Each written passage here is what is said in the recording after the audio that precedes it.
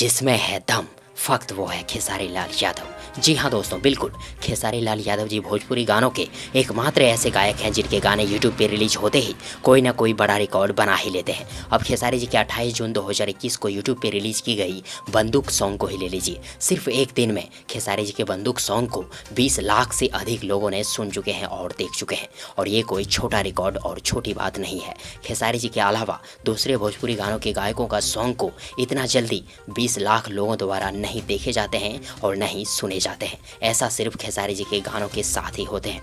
और हाँ, कभी कभार पवन सिंह जी के गाने भी कई बड़े रिकॉर्ड बना लेते हैं, वो अलग वाली बात है। लेकिन खेसारी जी के हर एक गाने बड़े रिकॉर्ड बनाते ही बनाते हैं। और वहीं दोस्तों, खेसारी जी के बंदूक सॉन्ग बहुत जल्दी 3 से 4 दिनों में 10 मिलियन व्यूज़ को क्रॉस करेंगे, ये कन्फर्म है।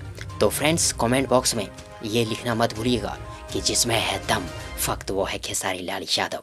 और फ्रेंड्स, यदि आप सबों को ये वीडियो या जानकारी पसंद आई हो तो प्लीज़ वीडियो को लाइक करें, वीडियो को अपने दोस्तों के साथ शेयर करें, और हाँ, चैनल को सब्सक्राइब करना और साथ ही चैनल के बेल आइकन को प्रेस करना ना भूलें। थैंक्स, मिलते हैं एक और नई वीडियो लेकर, तब तक के लिए good wishes for good luck.